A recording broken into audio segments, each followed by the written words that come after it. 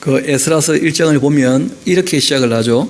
바사왕 고레스 원년에, 그러니까 이사야가 미리 예언했던 바로 그 고레스죠. 그리고 바벨론을 무너뜨린 바로 그 고레스, 우리가 알고 있는 페르시아 제국을 세웠던 바로 그 고레스입니다. 알렉산더가 가장 존경했던 왕이라 그러죠, 그렇죠? 고레스 왕. 바사왕 고레스 원년에 여호와께서 그 예레미야의 입을 통하여 하신 말씀을 이루게 하시려고 예레미야를 통해서 뭐라고 하셨죠? 70년이 차면 돌아오게 될 것이다, 그렇게 말씀하셨죠, 여러분. 그렇게 하시려고 바사왕 고레스의 마음을 감동시키심에 그가 온 나라에 공포도 하고 조소도 내려 이르되, 바사왕 고레스는 말하노니 하늘의 하나님 여호와께서 세상 모든 나라를 내게 주셨고 나에게 명령하사 유다 예루살렘 성전을 건축하라 하셨다. 우리가 이미 이사야 45장을 봤기 때문에 단지 성전만 얘기한 게 아니었죠. 성읍과 그 성전 전체를 다 건축하라, 그렇게 명령하신 거예요. 그렇게 하셨나니 이스라엘의 하나님은 참 신이시라. 너희 중에 그 백성된 자는 다 유다 예루살렘으로 올라가서 이스라엘 하나님 여호와의 그 성전을 건축해라. 그가 예루살렘에 계신 하나님이시라. 그러니까 아직까지 고레스는 무소부지하신 하나님에 대한 인식이 잘 없죠. 하나님은 이미 하늘도 땅도 그 빛도 어둠도 다 내가 지었다. 평안도 환란도 다 내가 지어 창조했으니까 너가 조로아스터교 같은 그런 이분법적인 종교, 그 잘못된 것이니까 진짜 하나님을 좀 만나면 좋겠다 하는 그런 권고가 있었었는데, 근데 여전히 이 고레스는 여호와 하나님에 대하여 잘 알지 못하고 있죠. 그 당시 사람들이 생각하는 그런 정도의 신관을 갖고 있는 것인데, 이어봅시다. 그러면서도 이런 얘기합니다. 3절 다시 한번 봅시다. 이스라엘의 하나님은 참 신이다, 유일신이다, 이렇게 본 것은 아닙니다. 보니까 진짜 신인 것은 맞다 하면서, 너희 중에 그 백성된 자 다 유다 예루살렘으로 올라가서 이스라엘의 하나님 여호와의 그 성전을 건축하라. 그는 예루살렘에 계신 하나님이시니까. 그 남아있는 백성 어느 곳에 머물러 살든지 간에 그곳 사람들이 마땅히 은과 금과 그 밖의 물건과 짐승으로 도와주고, 그 외에도 예루살렘에 세울 하나님의 성전 위하여 예물을 기쁘게 드릴지니라. 그렇게 해서 이제 돌아오게 되는데, 그 하나 메모하시면 좋겠죠. 고레스 칙령, 이렇게 좀 메모하시면 좋겠습니다. 그리고 우리 잠깐 그 에스라서 바로 앞을 넘어가 봅시다. 한 장만 앞으로 넘어가면 역대기 하서 36장 보이십니까? 역대기 상하서에 대한 내용을 언급 안 하고 넘어가기는 조금 어려울 것 같아요. 그 사무엘 상하서, 열왕기 상하서는 그 흐름 전체를 봤을 때 그 역사의 관점이 있지 않습니까? 그러니까 기술한 관점이 멸망사라 그래요. 결국은 이제 하나님께서 왕을 세우고 예언자까지 보내시고 부지런히 보냈지만 그 말씀을 듣지 않고 거짓 선자들의 거짓을 좋아하기 때문에 결국은 그 나라가 내려앉고 말았다 하는 그 얘기를 하고 있는데, 이 역대기 상하서라고 하는 책은 그 똑같은 역사에 대한 이야기를 하면서도 관점이 달라요. 그런 역사 가운데서도 괜찮은 시대가 잠시는 있었다는 거예요. 그 언제였냐면 다윗과 그리고 솔로몬 시대. 그래서 우리가 다시 그 바벨론에서 예루살렘으로 돌아가게 되면 다윗과 솔로몬 시대 같은 시대를 좀 만들어 봐야 되지 않겠는가 하는 얘기를 하고 있고, 그리고 그 유다 왕들의 이야기를 중심으로 쭉 얘기를 하면서 크게 세 가지를 얘기합니다. 하나는 뭐냐면 겸손하게 하나님 말씀을 따를 때에는 항상 복을 주셨다는 거예요. 반면에 복을 받은 연후에라도 교만하게 되었을 때는 버림받게 되더라는 거예요.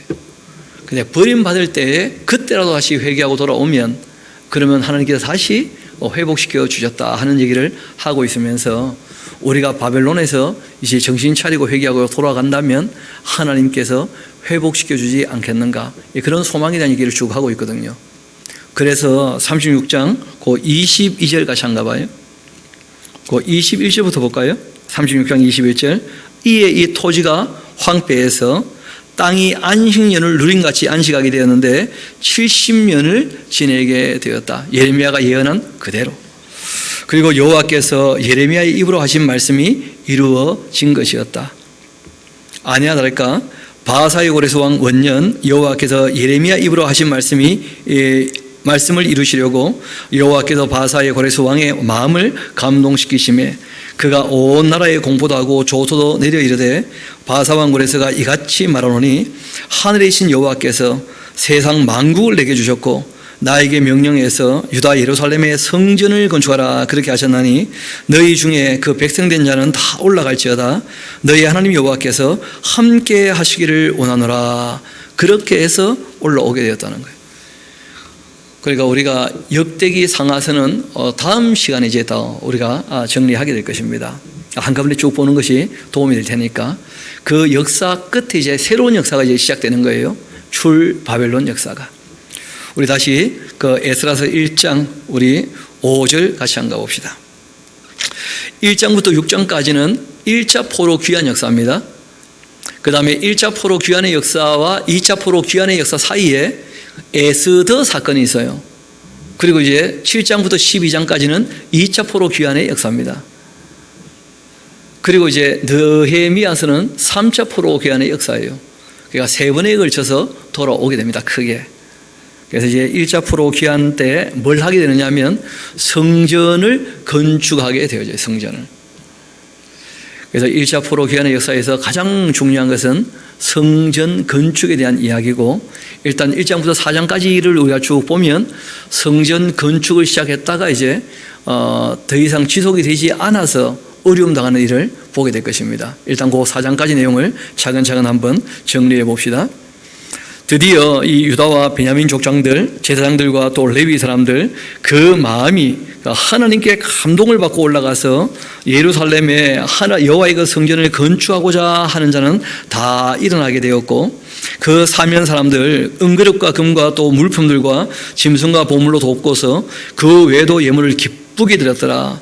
고레스 왕이 또 여호와의 성전 그릇을 그렇게 꺼냈는데 옛적에 느부갓네살이 그 예루살렘에서 옮겨다가 자기 신들의 산당에 두었던 그것들 다 돌려보낸 거예요. 이 고레스가. 바하사 왕 고레스가 창고직이 미드닷에게 명령하여 그 그릇들을 꺼내어 세워서 유다 총독 세스바살에게 넘겨주었고 그 수는 금접시가 30개, 은접시가 1000개, 칼이 29개 그리고 금대접은 30개, 그보다 못한 은대접은 410개, 그 밖의 그릇이 1000개다. 금은 그릇이 모두 5400개인데 사로잡힌 자를 바벨론에서 예루살렘으로 데려갈 때 세스바살이 그 그릇들을 다 가지고 갔더라. 이 세스바살 하는 사람 그 바벨론식 이름인데 히브리식 이름이 따로 있습니다. 그거 하나 적어 놓으시면 좋겠죠. 수룹바벨 그렇게 좀 적으시면 좋겠습니다. 옛적에 바벨론 왕 느부갓네살에게 사로잡혀서 바벨론으로 갔던 자들이 그 자손들 중에서 노임을 받고 그 예루살렘과 또 유다도로 돌아와 각기 각자의 성으로 돌아간 자가 있는데 지도자가 2명이 있죠. 수룹바벨과 예수와 여호수아. 그 정치 지도자는 총독 수룹바벨 그리고 종교 지도자는 그 대제사장 여호수아 이렇게 됩니다.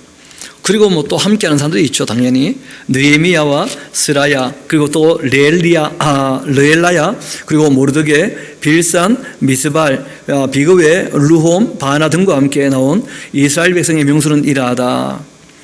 바루도 자손 2172명, 스바다 자손 3702명, 아라 자손 775명, 바핫 모압 자손 곧 이 예수아와 요압 자손이 2812명, 엘람 자손이 1254명, 사뚜 자손이 945명, 그리고 이제 삭게 자손이 760명, 그리고 바니 자손이 642명, 그리고 부베 자손이 623명, 그리고 아스가 자손이 1222명이고, 그리고 아도니감 자손이 666명이고, 그리고 비거베 자손이 2056명이고, 아딘 자손이 454명이고, 아델 자손 곧 히스기야 자손이 980명이고, 베세 자손이 323명이고, 요라 자손이 102명이고, 하숨 자손이 223명이고, 깃발 자손이 95명이고, 베들레헴 사람이 123명이고, 느도바 사람이 56명이고, 아나도 사람이 128명이고 아스마벳 자손이 42명이고 기랴다민과 그비라와 부에락 자손이 743명이고 라마와 게바 자손이 621명이고 믹마스 사람이 122명이고 베델과 아이 사람이 223명이고 느보 사람이 52명이고 막비스 자손이 156명이고 다른 엘람 자손이 1254명이고 하림 자손이 420명이고 그리고 로드와 또 하딕과 오너 자손이 725명이고 여리고 자손이 345명이고 스나 자손이 3630명이고 제사장들은 예수아의 지그 예다야 자손이 973명이고 인멜 자손이 1052명이고 바술 자손이 1247명이고 하림 자손이 1017명이고 레위 사람은 호다위와 또 호다위야 그 자손 곧 이 예수아와 감미엘 자손이 74명이고 노래하는 자들은 아삽 자손이 128명이고 문지기 자손들은 살룸과 아델과 달몬과 이 악국과 하디다와 또 소베 자손이 모두 139명이었다.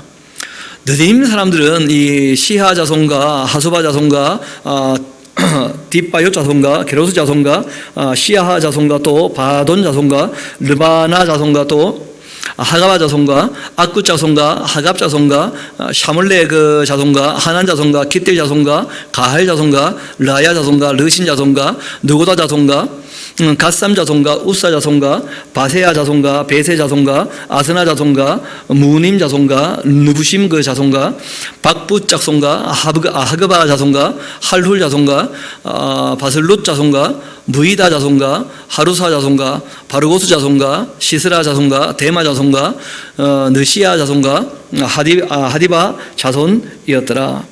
그리고 솔로몬의 그 신하의 자손은 소대 자손, 하소베렛 자손, 부르다 자손, 그리고 얄라 자손과 다르곤 자손과 kittel 자손과 스바다 자손과 하딜 자손과 부게렛 하스바임 그 자손과 아미 자손이니 모든 느림 사람과 솔로몬 신하의 그 자손이 392명이었다. 델멜라와 델하르사와 구룩과 아땅과 인멜에서 올라온 자가 있는데 그러나 그들의 그 조상의 가문과 선조가 이스라엘에게 속해 있는지는 밝힐 수가 없었다. 족보가 있다고 해서 다 따져봤을 때 정말 이스라엘 백성인가 아닌가 그 애매한 사람들도 있었다 그런 것이죠. 그들이 그 덜라야 그 자손과 도비야 자손과 느고다 자손이 다 모두 652명 또 제당 중 하바야 그 자손과 학고스 자손과 바르실레 자손인데 그 바르실레는 길앗 사람 바르실레의 딸 중 한 사람을 아내로 삼고 바르실레의 이름을 따른 자였다. 이 사람들은 계보 중에서 자기 이름을 찾아도 얻지 또 못했는데 그들을 부정하기 위해 제사장의 직분을 행하지는 못하게 했다.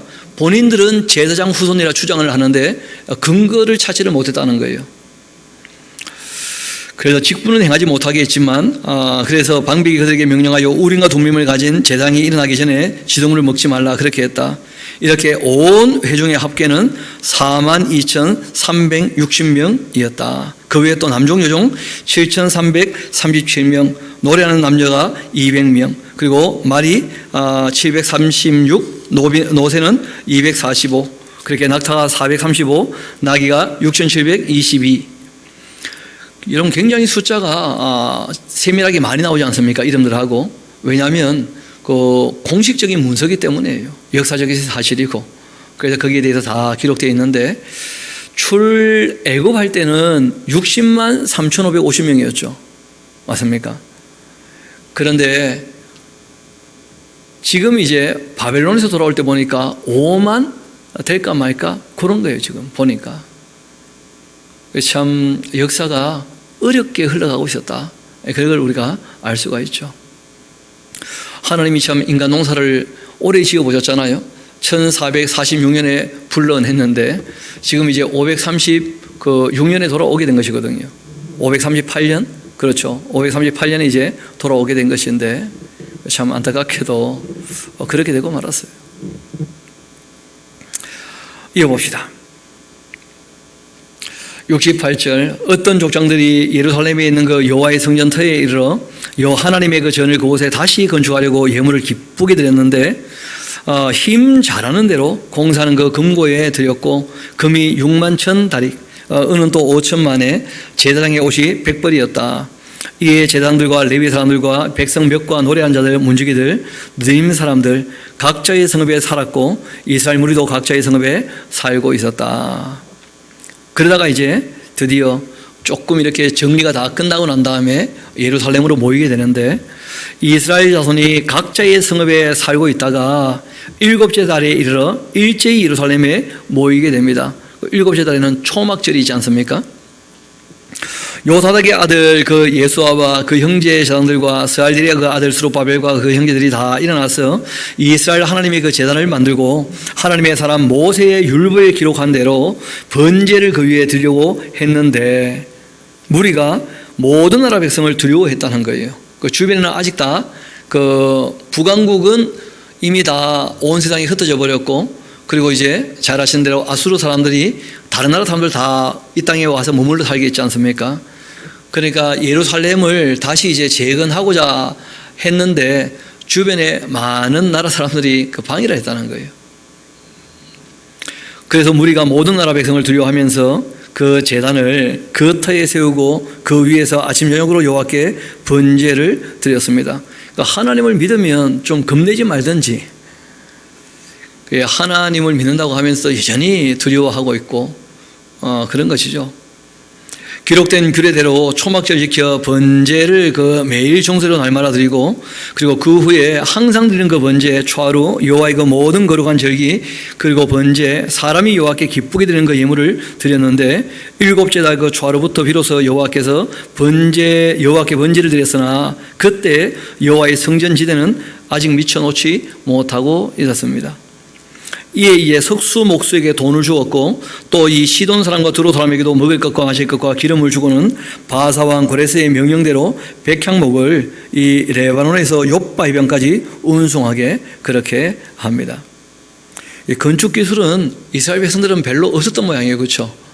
그래서 이 다윗도 솔로몬도 다 마찬가지였는데 두로가 도와줘서 그 건축을 다 했었는데, 두 번째도 이제 또 그렇게 두로 사람들에게, 시돈 사람들에게 도움을 청하는 그런 모습을 보게 됩니다. 8절 이어봅시다.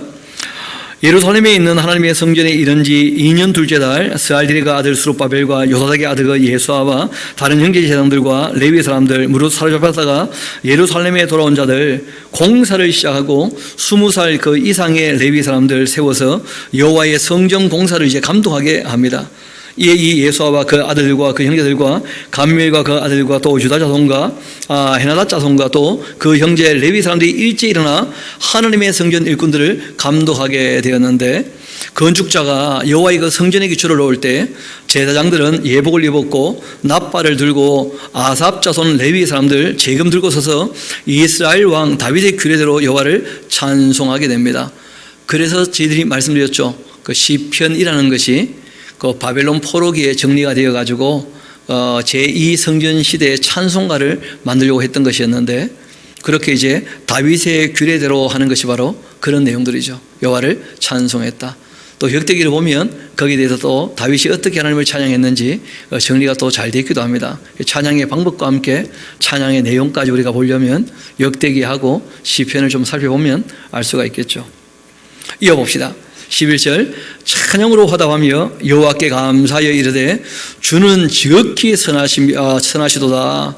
그 인자심이 이스라엘에게 영원하시도다. 그렇게 하니 모든 백성이 여호와의 성전 기초가 놓임을 보고 여호와를 찬송하며 큰 소리로 즐거이 부르며 제사장들과 레위 사람들과 나이가 많은 족장들 첫 성전을 봤기 때문에, 그 솔로몬 성전을 봤던 사람들은 이제 이 성전의 기초 놓임을 보고 대성통곡합니다.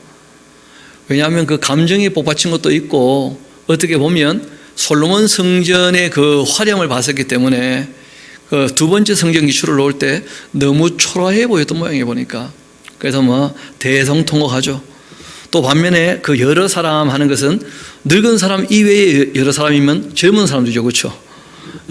솔로몬 성전의 위용을 보지 못했던 사람들, 그런 사람들은 막 기쁨으로 함성을 지릅니다. 왜냐하면 우리 아버지와 할아버지가 소원했던 바를 이제 우리가 이룬다 하면서, 그러니까 확실히 좀 철이 없는 거죠. 뭘 본 게 없어가지고. 저도 그런 생각을 해봐요. 그 유교의 참상을 보지 못했기 때문에 우리가 좀 철이 없을 수 있다는 거예요. 어르신들 대할 때 조심할 필요가 있지 않겠나 싶어요. 그분들이 뭐 그렇게 질색팔색할 때는 더 그만한 이유가 있는 것이거든요. 또 직접 겪었기 때문에 또 그런 것이 있으니까. 그래서 서로 좀 마음을 넓힐 마음이 있어야 되지 않겠나 싶은 것이죠. 이어봅시다. 백성이 크게 외치는 소리 멀리 들렸는데 즐거이 부르는 소리, 통화하는 소리, 백성들이 분간하지 못하였다. 다시 한번 대략 그 연대를 정리합시다. 고레스 왕이 그 칙령을 내렸을 때는 BC 539년입니다. 그리고 이제 돌아왔을 때는 538년쯤 되었겠죠. 그리고 이제 2년 지나서 성경 기초를 놓게 된 것은 536년이에요. 그러니까 성전이 무너지고 꼭 이제 50년 만에 그 성전 기초를 놓게 된 것이고, 그리고 이제 성전을 짓다가 방해가 있어가지고 그만두고, 그리고 16년 세월이 흐르고 난 다음에 다시 이제 성전을 짓게 되어지는데, 성전이 완공된 것이 공교롭게도 또 516년이 됩니다. 그래서 꼭 성전 무너진 지 그 70년 만에 그렇게 세워지게 되는 것이죠. 4장 이제 이어봅시다. 문제는 이렇게 이제 일을 시작을 했는데, 성전 기초를 놓고 성전을 지으려고 사로잡혔던 자들의 그 자손이 이스라엘의 하나님 여호와의 그 성전을 건축한다 함을 유다와 베냐민의 대적이 들었다는 거예요. 그리고는 스룹바벨과 족장들에게 나와 말하죠. 우리도 너희와 함께 건축하게 해라. 우리도 너희같이 너희의 하나님을 찾노라. 아수르 왕 그 에살핫돈이 우리를 이리로 오게 한 날부터 우리가 하나님께 제사를 드리고 있다 하면서, 실제로는 종교 혼합주의죠. 그렇죠? 온갖 우상에게도 제사하면서 하나님께도 제사하고 있는, 전혀 하나님을 알지 못하는 사람들이에요. 그러니까 아예 대적이라 밝히고 있지 않습니까? 그렇게 이제 하니까 스룹바벨과 예수아와 기타 이스라엘 그 족장들이 이르되 우리의 하나님의 그 성전을 건축하는데 너희는 우리와 상관이 없다. 하나님은 그렇게 섬길 수 있는 분이 아니라는 거죠. 그건 아주 명확히 우상은 진짜 아무것도 아니라는 것을 확실히 배우고 왔거든요. 그래서 종교 혼합주의에 빠지지는 않습니다. 이때에는. 이어봅시다.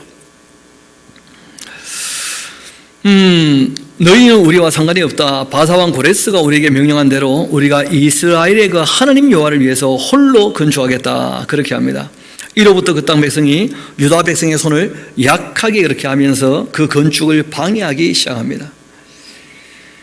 여러분, 놀랍게도 하나님의 일인데 뭐가 있다는 거예요? 방해가 있다는 거예요. 왜냐하면 하나님께서 이 땅에 악을 활동하게 허락하셨거든요. 그래서 하나님의 일이기 때문에 실제로 원수 사탄이 항상 방해합니다. 항상. 이어봅시다. 바사왕 고레스 시대부터 바사왕 다리오 즉위할 때까지, 이때 이 다리오는 그 다니엘서에 나오는 다리오가 아닙니다. 이때 이 다리오는 다리우스 히스타페스라고 하는 사람이고, 이 사람이 이제 그 서방 정복을 꿈꾸면서 마라톤 전쟁을 일으켰던 바로 그 다리우스 히스타페스예요. 우편 제도를 제일 먼저 만들었던 그런 인물이기도 하죠. 이어봅시다. 그렇게 다리오가 즉위할 때까지 관리에게 뇌물을 주어서 그 계획을 막았고, 또 아하수에로가 또 하고 나오죠. 그렇죠? 이때 이 아하수에로는 그 다리오 히스타페스의 그 아들입니다. 그 이후에 이제 우리가 에스더스를 보게 되면 에스더의 남편이 되는 그 아하수에로예요. 세계사에는 그 이름이 크세르크세스 2세 그렇게 되어져 있죠.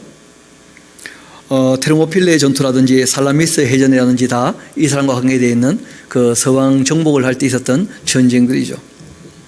그렇게 또 아하수에로가 즉위할 때에도 그들이 글을 올려 유다와 또 예루살렘 주민을 고발했었다. 왜 이런 얘기를 하고 있느냐면, 에스라는 2차 포로 귀환 때 인솔했던 인솔자입니다. 그러니까 에스라가 먼저 있었던 역사를 기록하면서 지금 자기 시대 사람들이 좀 보기를 원하는 거예요. 성전을 세울 때도 방해가 있어서 어려웠는데, 에스라가 왔을 때도 그들이 이제 종교 혼합주의, 그러니까 이방 여자들이 섞여 살면서 엉망진창이 돼 있었거든요. 그래가지고 율법대로 하겠다고 해서 이방 여자를 다 쫓아내게 되자 그 쫓겨났던 사람들의 가족들이 그 성벽을 다 허문 적이 있습니다. 그때 이제 사람들이 다 낙심하게 되었을 때 그들의 그 낙심한 사람들을 좀 격려하기를 원하는 거예요.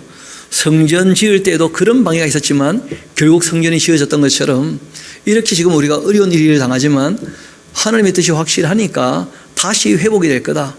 그리고 이제 느헤미야에게 도움을 요청해 가지고 그 느헤미야가 와서 52일 만에 성벽이 다시 세워졌던 일이 있었거든요.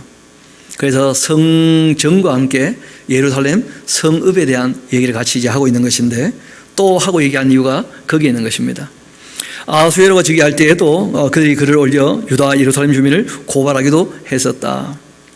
또 아닥사스다 때 그 비슬람과 미드락과 또 다브엘과 그 종로들 바사왕 이 아닥사스에게 글을 올렸는데, 그러니까 아하수에로 때도 어려웠고 아닥사스 때도 당연히 어려웠고 지금 또 고레스 왕이 칙령을 내려놓고 고레스는 또 싸우러 가버렸거든요. 그래서 이제 고레스의 아들이었던 카미세스 2세가 통치하고 있어요. 그러니까 이제 고레스 왕의 칙령에 대해서 별로 그렇게 관심 두지 않으니까 다리오 때까지 성전 건축이 되지 못하고 많은 방해를 받게 되거든요. 그러니까 하나님의 일임에도 불구하고 방해는 참 많은 거예요. 그 한 가지 짚고 넘어가야 되겠는데, 그 7절에 나오는 아닥사스다 뒤에 보면 계속 아닥사스다가 나오거든요. 그래서 어떤 분은 이 아닥사스다가 아하수에로의 아들 아닥사스다가 아니고 그 카미세스 2세 그 페르시아의 왕명 중에 하나일 수 있다, 이렇게 이제 보시는 분도 계십니다. 그렇게 봐도 큰 문제는 없을 수는 있는데, 그런데 너무 일관되게 아닥사스다가 나와요. 그리고 아직까지 발견된 그 자료들을 통해서 페르시아 왕의 왕명이 마치 애굽의 바로처럼 아닥사스다다 그렇게 일컬어진 적은 없거든요. 아닥사스다는 아하수에로 아들로 또 이름이 또 나와요. 그래서 지금 말씀드린 것처럼 그 성전이 무너졌을 때, 세워지지 않았을 때 다시 이제 하나님께서 세울 수 있게 했던 것처럼 에스라 때, 아하수에로 때 다시 세워지는 것이고, 또 아닥사스다 때도 참 어려움을 당했었다, 그 얘기를 함께 하고 있는 것 아니겠는가 싶어요. 그러니까 지금 에스라 같은 경우는 역사 가운데 이 성전 건축이 어려웠던 것을 알고 있고, 또 자신이 경험했던 것이 아하수에로 때, 아닥사스다 때 늘 어려웠던 것을 얘기하고 있죠. 실제로 본인은 이제 아닥사스다 왕 때 돌아왔었거든요. 이어봅시다. 9절, 방백 르움과 서기관 심세, 또 그의 동료 디나 사람 이 아바다 사람과 다블레그 사람과 아베데 사람과 아렉 사람과 바벨론 사람과 수산 사람과 이 대해 사람과 엘람 사람과 그 밖의 백성 곧 이 종기한 오수남발이 사마리아 성과 유브라데강 건너편 다른 땅에 옮겨둔 자 그들과 함께 고발한다, 그렇게 했습니다. 아닥사스다 왕에게 올렸던 글의 초본은 이러한데, 강 건너편에 있는 신하들 왕에게 아뢰입니다. 당신에게서 우리에게로 올라온 유다 사람들이 예루살렘에 이르러서 이 폐역하고 악한 성읍을 건축하고 있다. 성전 이야기가 아닐 수 있다는 거예요. 그리고 이미 그 기초를 수축하고 성곽을 건축하고 있습니다. 이제 왕은 아시옵소서, 만일 이 성읍을 건축하고 이 성곽을 완성하게 되면 저 무리가 다시는 조공과 관세 동행세를 받지도 아니할 겁니다. 결국 왕들에게 손해가 있을 겁니다. 우리가 이제 왕의 그 소음을 먹기 때문에 왕이 수치당함을 참아보지 못하여 사람을 보내어서 왕에게 아뢰었는데, 왕은 조상들의 그 사기를 살펴보시면 그 사기에 이 성읍은 폐역한 성읍이라 예로부터 그 중에서 항상 반역하는 일을 행하여 왕들과 각 도에 손해가 된 것을 보시고 아실지라 이 성읍이 무너짐도 이 때문입니다 하면서, 그러니까 카미세스 2세 때는 성읍이 무너지거나 그러진 않았거든요. 성전 공사가 안 되고 있는 것이지. 성벽이 무너진 것은 잘 아시는 것처럼 진짜 아닥사스다 때였어요. 에스라 때. 그리고 이제 느헤미야 때 중수가 되는 것이죠. 이어봅시다. 이제 감히 왕께 아닙니다. 이 성읍이 중건되고 또 성곽이 중공되면 이로 말미암아 왕의 강 건너편 임지가 없어지리다, 그렇게 했고, 왕이 방백 르움과 서기관 심세와 사마리아에 거주하는 그들 동관들 또 강 건너편 다른 땅 백성에게 조서를 내렸는데 일러서되 너희는 평안할지어다. 너희가 올린 글을 내 앞에서 낭독시키고 명령하여 살펴보니까 과연 이 성읍이 예로부터 왕들을 거역하며 그 중에서 항상 폐역하고 반역하는 일을 행하였으며, 옛적에는 예루살렘을 다스리는 큰 군왕들이 있어서 강 건너편 모든 땅이 그들에게 조공과 관세와 동세를 다 바쳐도다. 이제 너희는 명령을 전하여 그 사람에게 공사를 거치게 하고 그 성을 건축하지 못하게 그렇게 하고 내가 다시 조서를 내리기를 기다리도록 해라. 너희는 삼가서 이 일에 게으르지 말라. 어찌하여 화를 다하여 왕들에게 손해가 되게 하랴. 그렇게 하였더라. 아닥사스다 왕의 그 조서 초본이 룸과 서기관 심세 그 동료들 앞에 낭독되고 그들이 예루살렘으로 급히 가서 유다 사람들을 보고 권력으로 억제하여 그 공사를 그치게 하니 되어 있죠. 번역이 조금 잘못된 겁니다. 그치게 하였다 하고 문장이 끝나 있어요. 그렇게 되었던 것처럼 예루살렘에서 하나님의 성전 공사도 그때 바사왕 다리오 2년까지 중단되었던 것이다. 이런 식으로 볼 수 있다는 거예요.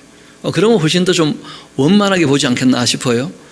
여하튼 이 아닥사스다를 캄비스 이스로 본다 할지라도 그 큰 내용은 크게 다르지 않습니다. 그게 뭐냐 하면 하나님의 일을 하는 데 있어서 뭐가 있었다는 거예요? 방해가 있었다는 거예요. 이런 보통 하나님의 뜻이라 생각되고 일을 했는데 일이 잘 안 되면 사람들이 이런 오해가 생기게 됩니다. 하나님의 뜻이 아닌가 보다 그렇게 생각할 수 있다는 거예요. 여러분 또 하나님의 뜻이 너무나 확실한데도 안 되고 있다면 이럴 수 있다는 거예요. 하나님의 때가 아직 안 되었나 보다 이런 식으로 생각할 수 있다는 거예요. 또 아예 일이 진짜 안 되고 지지부진하게 되면 아예 그냥 한 걸음 더 나가서 하나님께서 우리와 함께 안 하시는 것 아닌가 그런 또 오해가 있을 수 있다는 거예요. 근데 이런저런 오해가 다 있지만 궁극적인 오해는 결국 이런 것입니다.